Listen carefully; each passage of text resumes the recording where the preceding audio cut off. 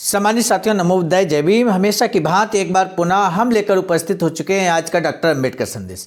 आज के डॉक्टर अंबेडकर संदेश में 19 मार्च 1940 को बाबा साहब का ये स्पीच हम सुनाने आपको जा रहे हैं। बिना विलंब के हम शुरू करेंगे आज का डॉक्टर अंबेडकर संदेश। 19 मार्च अस्पृश्य स्वतंत्रता दिवस के रूप में मनाते हुए बाबा साहब समाज का क्या मार्गदर्शन करते हैं, आज का डॉक्टर अंबेडकर संदेश इसलिए बेहद खास होने वाला है। सम्मानित साथियों, अंत तक जरूर वीडियो को वॉच कीजिएगा। हम संक्षेप में प्रस्तुत करने की कोशिश करेंगे। आज का डॉक्टर अंबेडकर संदेश Buddha Bodhisattva Ambedkar international centre BBAIC Sarnath Varanasi राज्य उत्तर प्रदेश देश भारत के सौजन्य से। विषय राजनीतिक आज़ादी पाते ही जनता का कल्याण होगा, ये भ्रम है। बाबा साहब डॉक्टर अंबेडकर संपूर्ण वाङ्मय खंड 39 पेज नंबर 286 से 291 तक। स्वतंत्र लिबर पार्टी की ओर से महाड़ में 19 मार्च 1940 को अस्पृश्य स्वतंत्रता दिवस आयोजित करने के बारे में जो परिपत्र निकाला गया था वह इस प्रकार था। ये हमने आपको पिछले डॉक्टर अंबेडकर संदेश में बताया है।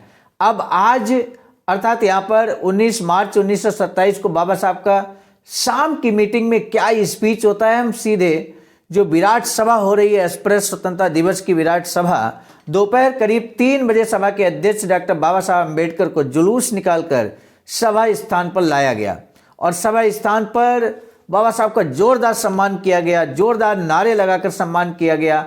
और इस समय नारे जो लगाए गए वो भी हम आपको दिखा रहे हैं। अम्बेडकर जिंदाबाद, महात्मा फुले की जय, महात्मा आगरकर की जय, किसानों की जय हो, श्रमिकों की जय हो, जमींदारी खत्म करो, इस तरह के नारे यहाँ पर लगाए गए।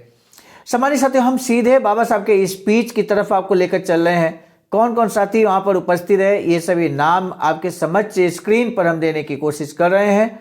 हम बाबा साहब के स्पीच की तरफ आगे बढ़ते हुए शुरुआती हैंडबिल के अनुसार 19 मार्च 1940 को अस्पृश्यों के जीवन में क्रांतिकारी बदलाव लाने वाले महाड़ क्रांति दिवस को स्वतंत्रता दिवस के तौर पर मनाने का निर्णय लेकर उस दिन महाड़ में अस्पृश्य मुसलमान समुदायों के 15 से 20 हजार लोग इकट्ठा हुए थे।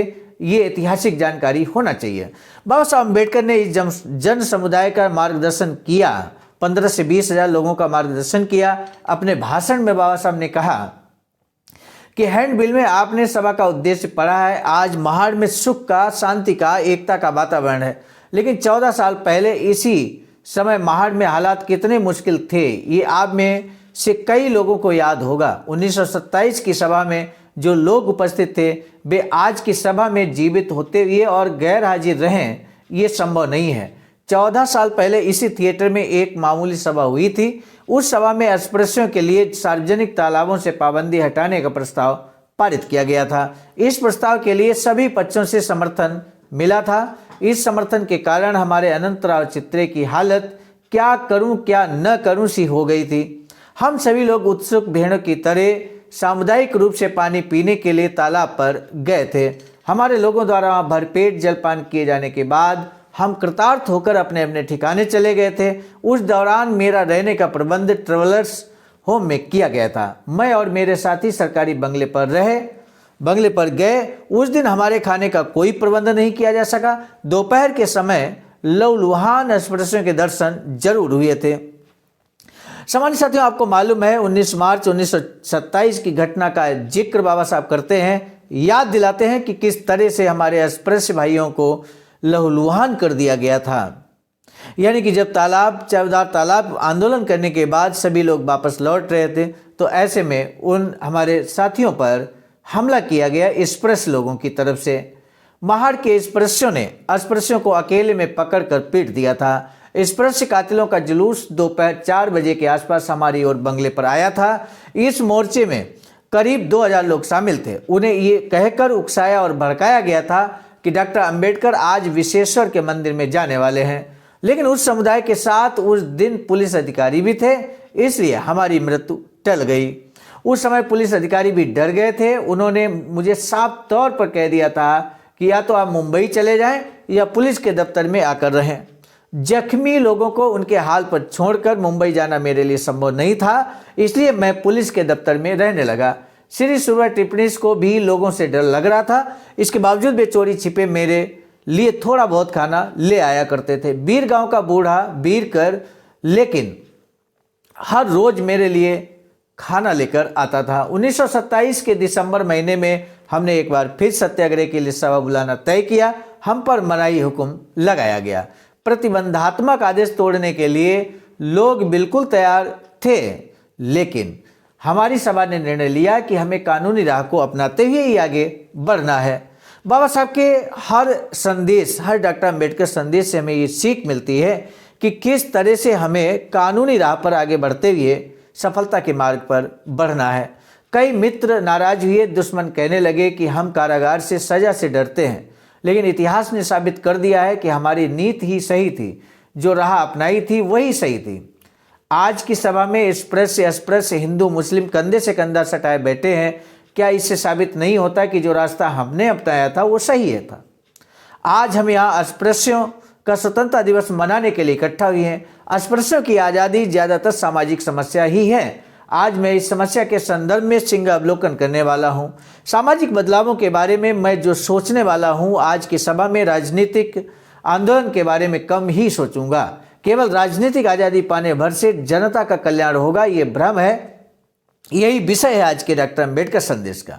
अनुभव हमें बताते हैं कि दुनिया के कई आज़ाद देशों की जनता आज भी दुखी और परेशान भूत है, जिसमें अल्बेनिया, सर्बिया, यूगोस्लाविया देश आज़ाद हैं, लेकिन क्या वे सुखी हैं? फिनलैंड और रशिया का उदाहरण भी हमारे सामने है। जिस देश के सामाजिक हालात बेहतर होते हैं, वहाँ व्यवस्था कायम रहती है, जहाँ आज़ादी पाकर उसे टिकाए रख सकता है। हिंदी नेता स्वर्गीय सर टी माधव राव ने एक जगह कहा है कि बुरी सामाजिक स्थितियां ही जनता के दुख के लिए जिम्मेदार होती हैं। आर्यों की संस्कृति ने हमारे समाज की चौखट की हड्डी की तरह सख्त बना दिया है। उसमें लचक बिल्कुल नहीं बची है। हालात के अनुसार उसमें फेर बदलाव लाना संभव नहीं होता। आर्य संस्कृति को शेष मान उसे दिल से लगाए रखने में कोई मतलब नहीं। इस संस्कृति की मानी गई श्रेष्ठता निरा भ्रम है। उनकी ये संस्था से ही आर्यों की अमानुष हिंसक मानसिकता का पता चलता है। आर्य यज्ञों में अनगिनत पशुओं के निसंग बलि चढ़ाया करते थे। आर्य लोग पक्के सोमप्राशन करने वाले थे। उनके जितने शराबी लोग शायद ही कहीं मिले। वे शूद्रों को तुच्छ मानते, महिलाओं को शूद्रों से हीन मानते थे। अपनी माँ बहनों की स्त्री जाति को हीन मानने वाले आर्यों की संस्कृति का दर्जा क्या था, ये अलग से बताने की जरूरत ही नहीं है। इन्हीं आर्यों ने 4 वर्ण बनाकर समाज के टुकड़े कर दिए और शूद्रों को हीन स्थिति तक पहुंचाया। यही आर्य संस्कृति आज की हमारी हीन स्थिति का कारण बनी हुई है। भगवान बुद्ध ने इन बिगड़े हालात को सुधारने की कोशिश की। उन्होंने एक संस्था का विरोध किया, महिलाओं और शूद्रों की हालत में सुधार लाने की कोशिश की, शराब पीने पर भी पाबंदी लगा दी। लेकिन ब्राह्मण धर्म ऐसे बुद्ध धर्म को सह नहीं सका। ब्राह्मण धर्म के विरोध में बुद्ध धर्म टिक नहीं पाया। बुद्ध के बाद भी कई लोगों ने समाज सुधार की कोशिशें की, लेकिन उन्हें सफलता नहीं मिल सकी। हाल के समय में स्वर्गीय आगरकर और महात्मा ज्योतिबा फुले ने समाज में सुधार लाने की भगीरथ कोशिशें की हैं। ये सभी अतिरथी महारथी थक गए, लेकिन हमारे पिछले 15 सालों के आंदोलन को लेकिन लगता है कि कुछ हद तक सफलता मिली है। ये खुशी की बात है। चबदार तालाब का संघर्ष सामाजिक समता का संघर्ष था। इस संघर्ष के दूरगामी परिणाम हुए हैं। उन पर नजर डालने से इस लड़ाई का व्यापक स्वरूप समझ में आता है। ये संघर्ष शुरू हुआ तभी से हमने मृत मांस खाना छोड़ दिया और गांव में टुकड़े मांगकर पेट भरने की दुष्ट रूढ़ का पालन करना छोड़ दिया। हमारे इस आंदोलन की शुरुआत में लोग हमसे पूछते कि इन रूढ़ियों का पालन करने वाले हमारे पुरखे क्या मूर्ख थे? उनके इस सवाल से उस वक्त की लोगों की मानसिकता का पता चलता है।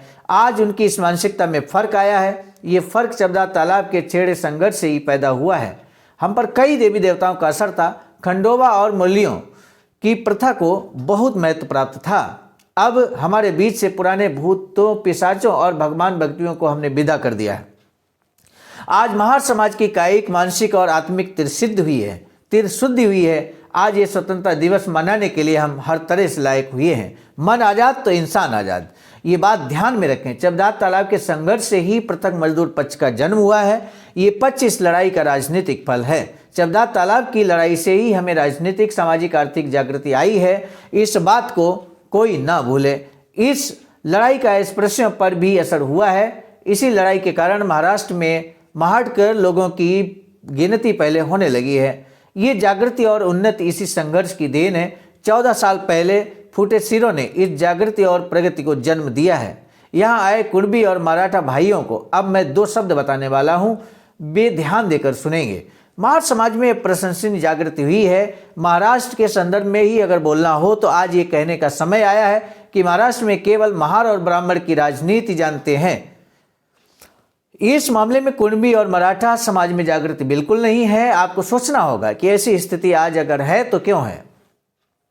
आप में गर्व तो है कि आप महारों से श्रेष्ठ हैं, लेकिन मैं समझ नहीं पाता कि महारों से बड़ा होने में क्या बड़प्पन है। समाज के निचले स्तर के लोगों से तनकर पेश आने में कैसा पुरुषार्थ है। कुलाबा जिले में 7 मामलतदार हैं, उनमें कुणबी मराठा कितने हैं। आपको इस बात के बारे में सोचना होगा। अधिकारी वर्ग में आपके कितने लोग हैं। क्या आप में से कोई प्रांत का अधिकारी है। आप में से क्या कोई कलेक्टर है। आपको इन महत्वपूर्ण मसलों के बारे में सोचना होगा। आपको सामाजिक प्रतिशत, आपका जो सामाजिक परसेंटेज है वो 70 से 80% है। केवल झाड़ू वाले और चौकीदारों की ओर देखकर ही आप सीना फुलाते रहेंगे क्या। ये बात आज के दौर में ओबीसी के लिए बेहद सटीक बैठती है। सामान्य साथियों, कुणबी का मतलब कुर्मी बिरादरी से है, जो कि ओबीसी में आता है, खासकर अगर हम उत्तर प्रदेश की बात करें तो। ऐसे में बाबा साहब यहाँ पर कहते हैं कि आपको इस तरफ भी ध्यान देना होगा कि आपके कितने लोग उच्च पदों पर विराजमान हैं, कितने लोग यूनिवर्सिटीज में हैं, ये आपको देखना होगा। महार समाज अब तक ताकतवर बना है, अब वह डूबेगा नहीं, तुम्हारे पैरों के नीचे भी नहीं। ध्यान रखें, अब के बाद आपको भी जागना होगा। 70 से 80% होने के बावजूद आप लोगों को केवल समाज की हमाली करने में जिंदगी अगर बितानी पड़ती हो तो मैं कहूं कि आपका कितना बुरा हाल है। आप भले कांग्रेस में शामिल हो, कांग्रेस आपको आज़ादी से वर्तने नहीं देगी। आपको कांग्रेस के गुलाम बनकर रहना होगा। हमारी स्वतंत्र लेबर पार्टी की बुनियाद महार ही है। धार्मिक, सामाजिक, राजनीतिक और आर्थिक रूप से शोषित हमारे समाज के निम्न स्तर के लोगों में जागृति लाकर उसी पर स्वतंत्र लेबर पार्टी की बुनियाद रखी गई है। इसलिए हमारा ये हिस्सा हमेशा मजबूत ही रहेगा, ये बात ध्यान में रखें। आप हमें सीढ़ी बनाकर, हमारा सहारा लेकर अपना काम शुरू करें, लेकिन आप अपनी अलग सीढ़ी बनाना ना भूलें।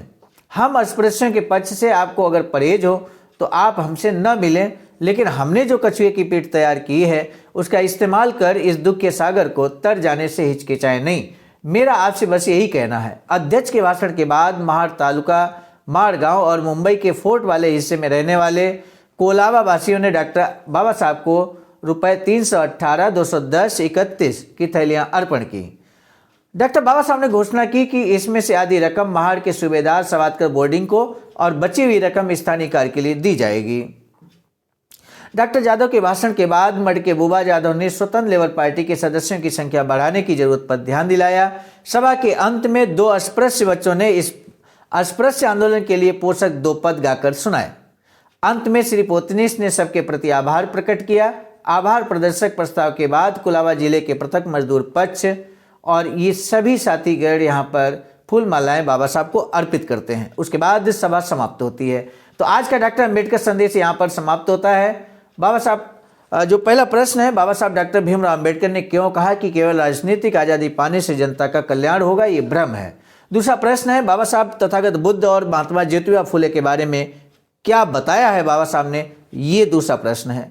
इन दोनों में से किसी एक प्रश्न का जवाब देना बेहद जरूरी है। सामान्य साथियों, आज का डॉक्टर अम्बेडकर संदेश हम यहीं पे समाप्त करते हैं। मिलेंगे पुनः नए डॉक्टर अम्बेडकर संदेश में, इस उम्मीद के साथ कि आपने हमारे चैनल को सब्सक्राइब कर लिया होगा। साथ ही साथ इस मैसेज को, इस वीडियो को जन जन तक पहुंचाने के लिए शेयर जरूर कीजिएगा। आपसे लेते हैं अब इजाजत। पुनः मिलेंगे नए डॉक्टर अम्बेडकर संदेश में। आप सभी को सादर नमो बुद्धाय। जय भीम।